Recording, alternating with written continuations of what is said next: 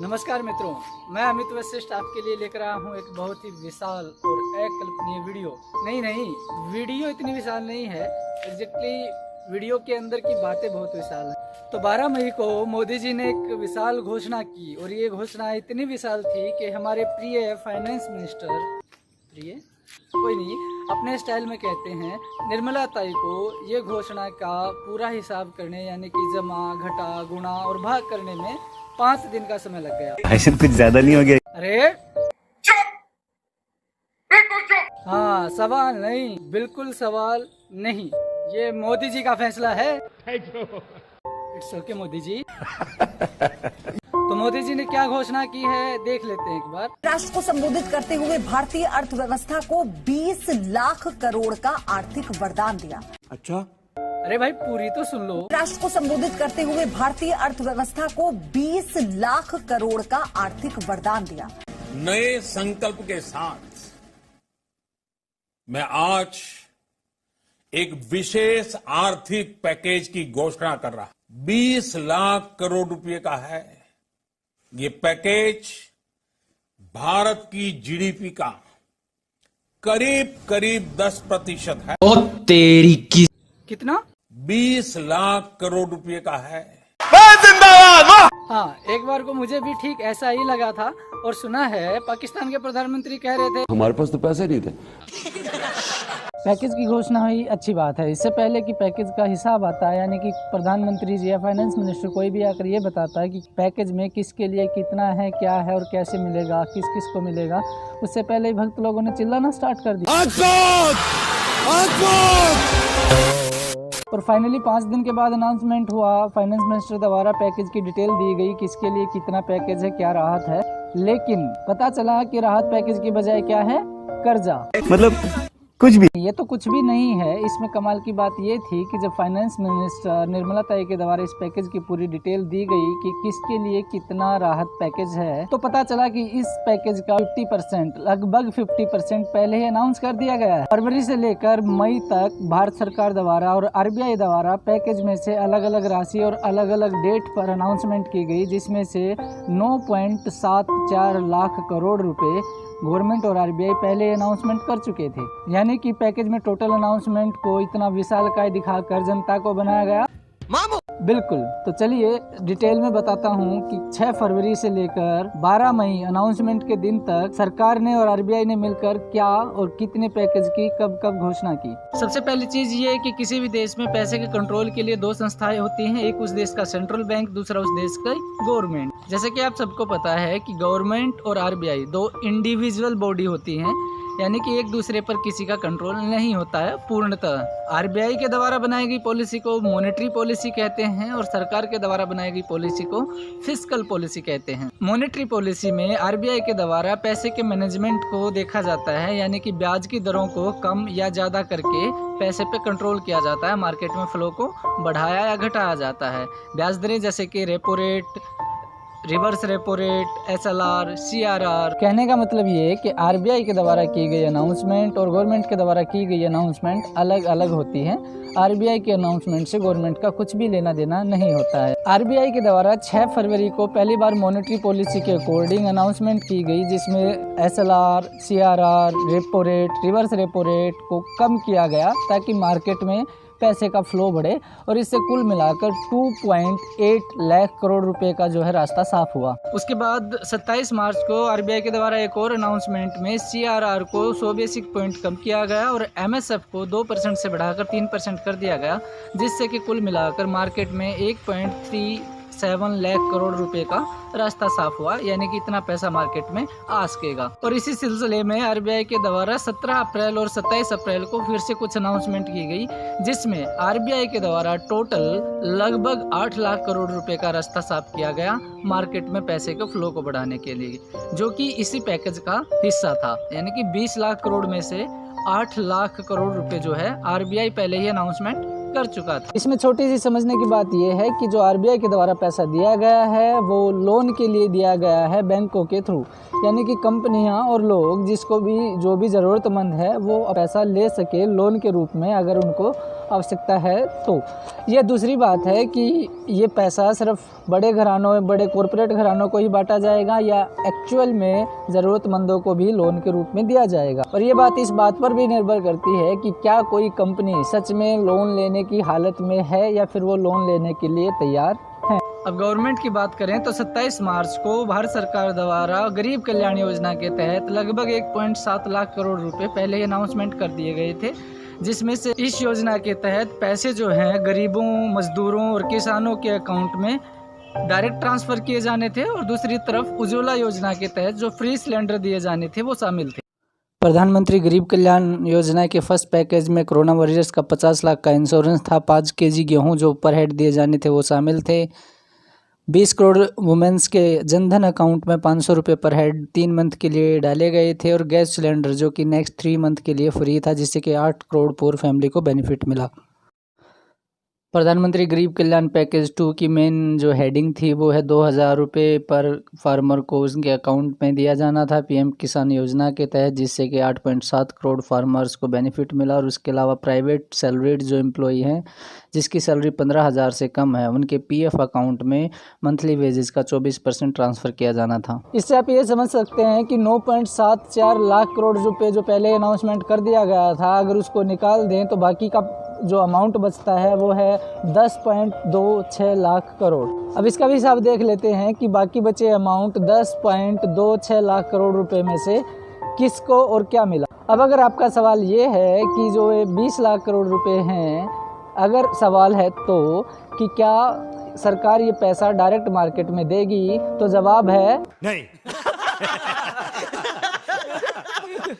तो जैसे कि मैंने आपको ऑलरेडी बताया कि इस टोटल 20 लाख करोड़ के अमाउंट का 40% जो पैसा है वो आरबीआई बैंकों के थ्रू आरबीआई मार्केट में फ्लो को बढ़ाएगी लोन के रूप में, और जो बाकी का बचा 60% है, अब उसमें किसके लिए क्या अनाउंसमेंट है, किसके लिए कितनी राहत है, वो भी एक बार देख लीजिए। फाइनेंस मिनिस्टर द्वारा अनाउंस किए गए फर्स्ट पैकेज में मेन समझने की बात वो ये थी कि जो एमएसएमई सेक्टर है उसके लिए 3 लाख करोड़ का कोलेट्रल फ्री लोन अनाउंस किया गया। कोलेट्रल फ्री का मतलब ये है कि आपको किसी भी तरह की गारंटी ज़मीन, जायदाद, गाड़ी के कागज़ गिरवी नहीं रखने पड़ेंगे, यानी कि लोन के लिए गारंटी नहीं देनी होगी। चलिए, यही बात हमारे महान फाइनेंस मिनिस्टर के महान ट्रांसलेटर द्वारा समझ लेते हैं। विशेष तौर पर एमएसएमई सेक्टर जो है, लोन ले लो, इसके लिए आज एक बहुत बड़ी घोषणा है ले लो कि collateral free automatic loan 3 lakh crore रुपए का लोन ले लो, मध्यम, सूक्ष्म, लघु, लोन ले लो, कुटीर और गृह उद्योग को मिलेगा। इसमें किसी को अपनी ओर से कोई गारंटी, कोई कोलेट्रल देने की आवश्यकता नहीं है। लोन ले लो, और इसका समय सीमा भी 4 वर्ष की होगी। लोन ले लो, और पहले 12 महीने के पहला 1 वर्ष उनको प्रिंसिपल रीपेमेंट नहीं करना पड़ेगा, इनके मूलधन का। अरे कहना क्या चाहते हो? कहना ये चाहते हैं कि जो महान 20 लाख करोड़ के पैकेज में से 10 लाख करोड़ लगभग का अमाउंट बचा हुआ है, उसमें से 3 लाख करोड़ रुपए का अमाउंट कंपनियों के लिए लोन के लिए रिजर्व किया गया है। 3 लाख करोड़ रुपए का लोन ले सकती हैं कंपनियां अगर चाहे तो। जनता माफ नहीं करेगी। इसमें जनता का क्या लेना है? ये कोई पाकिस्तान या हिंदू मुसलमान टाइप मुद्दा थोड़ी है जो जनता इंटरेस्ट ले। पीएम मोदी ने दिया पाकिस्तान की कुल जीडीपी बराबर आर्थिक पैकेज। ओ तेरी की। अच्छा ठीक है, अब जनता को ये थोड़ी ना पता है कि पाकिस्तान का जीडीपी कितना है। ये पाकिस्तान की कुल जीडीपी का करीब 83% है। पाकिस्तान की कुल जीडीपी सिर्फ 24 लाख करोड़ रुपए की है। सॉरी, मैं भूल गया था। जी न्यूज पर खबर आए और पाकिस्तान का जिक्र ना हो तो भला ऐसा हुआ है आज तक कभी? नहीं। वैसे पाकिस्तान से कंपैरिजन का बड़ा शौक है तो जरा यहाँ भी कंपेयर कर लेते। 2019 की ग्लोबल हंगर इंडेक्स यानी कि वो पैमाना जो दुनिया भर में कुपोषण और भूखमरी मेजर करता है, उसने 102 की रैंकिंग भारत को दी है। ये रैंकिंग भारत के पड़ोसी देशों यानी कि बांग्लादेश, नेपाल और पाकिस्तान से भी कम है। इसका ये चलिए छोड़िए, इसके लिए मैंने एक पूरा वीडियो बना के डाला हुआ है, चाहे तो आप देख सकते हैं मेरे चैनल पे। अच्छा चलिए, बिजनेसमैन के लिए तो देख लिया हमने, बहुत बड़ा पैकेज अनाउंसमेंट कर दिया गया। अब ये भी देख लीजिए कि नौकरी पैसे वालों को क्या मिला है। एक और प्रावधान, क्योंकि आज के समय लोन ले लो, पैसा लोन ले लो, कर्मचारी के हाथ में भी लोन ले कैसे लो, ज़्यादा हो, लोन ले लो, इसमें भी एक बड़ी राहत देने का प्रयास इसमें किया है लोन ले लो कि जो ईपीएफ कंट्रीब्यूशन है, लोन ले जिनका लो, ईपीएफ का योगदान है, लोन ले लो, वो ऐसे संस्थानों के लिए और कर्मचारियों के लिए 12% से कम करके लोन ले लो, 10% लोन ले लो, अगले 3 महीनों के लिए किया गया है। लोन इससे कर्मचारी भी और संस्थान दोनों को लाभ मिलेगा। लेकिन जो सरकारी हमारी संस्थान है, सेंट्रल पीएससीज हैं, लोन ले लो, इनके लिए 12% ही रहेगा, उसमें कोई बदलाव नहीं किया गया है। तो इससे कुल मिलाकर 6,750 करोड़ रुपए का लोन लिक्विडिटी सपोर्ट इनको मिलेगा, लोन ले लो, और एक तरह से 6,750 करोड़ रुपए ज्यादा इनके हाथ में आएगा। लोन ले। बोले तो अपन की खोपड़ी में कुछ समझ में नहीं आ रहा है बाप। मतलब ये कि नौकरी करने वाला आदमी जो अपनी सैलरी में से कुछ हिस्सा ईपीएफ के रूप में सेव करता है मंथली, यानी कि 12% जो था वो अब घटाकर 10% कर दिया गया है। यानी कि हमारा पैसा हमारे पास रहेगा, और इस एहसान की कीमत सरकार ने गिनाई है 6,750 करोड़ रुपए। ये बहन जो सारे मिलके हमको पागल बना रहे। लगता है ताई को तो समझ में आ गया, अब भक्तों को आएगा कि नहीं वो पता नहीं। मतलब ये कि एक तो फ्यूचर की सेविंग को लात मारी गई, दूसरा हाथ में आएगा। वाह मोदी जी, वाह वाह। चलिए अब किसान के लिए क्या मिला वो भी देख लीजिए कि आर्थिक पैकेज देश के उस श्रमिक के लिए, देश के उस किसान के लिए है जो हर स्थिति में, हर मौसम में देशवासियों के लिए दिन रात एक करके मेहनत करता है।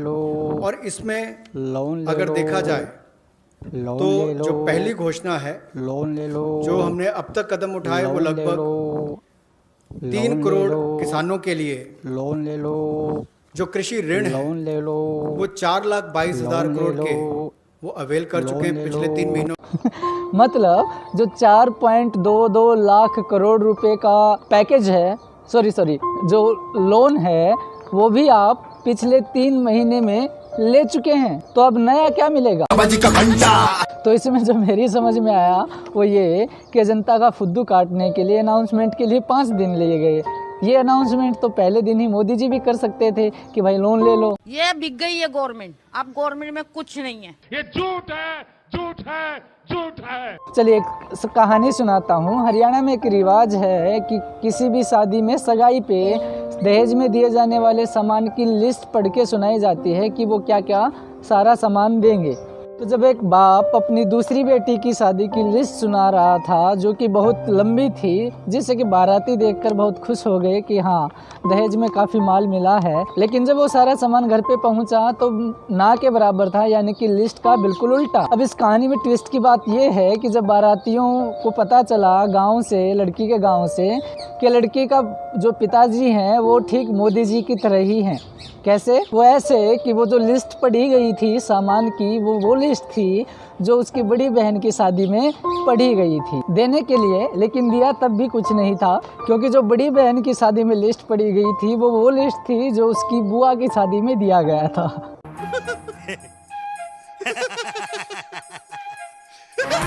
अभी भी नहीं समझे? अच्छा तो चलिए दूसरे तरीके से समझाता हूँ। हताश, निराश, लाचार, बेड पर हाथ पैर सब कुछ तुड़वा के पड़ी हुई अर्थव्यवस्था और भक्तों को मोदी जी से उम्मीद तो कुछ ऐसी थी। Nurse, I am sorry but could you?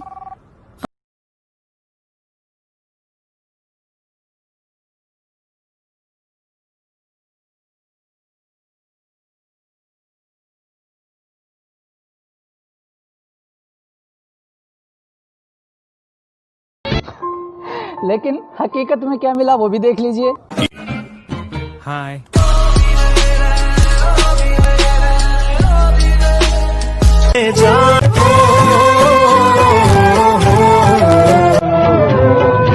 एक पान की दुकान लगाने वाला भी अगर वो भक्त नहीं है तो ये 5 दिन की अनाउंसमेंट के बाद यही रिएक्शन दे रहा था। सर ये तो टट्टी है। और अंधभक्तों को छोड़कर सबके दिलो दिमाग में एक ही बात गूंज रही थी, इससे बड़ा झूठ हमने नहीं सुना। मुझे लगता है वो ताई सही कह रही थी। ये बहन जो सारे मिलके हमको पागल बना रहे। मतलब हमारे देश के सारे नेताओं को सोचकर एक ही चीज दिमाग में आती है, अरे शर्म करो, कुछ अच्छा करो लाइफ में, ऊपर वाले को जवाब देना है, शर्म करो। फाइनली मेरा कहना यही है कि जनता जब तक चमचागिरी और भक्तगिरी न छोड़कर जब तक सवाल पूछने नहीं लग जाती है तब तक बाबाजी का घंटा, बाबाजी का घंटा। इस देश का मीडिया क्या कर रहा है?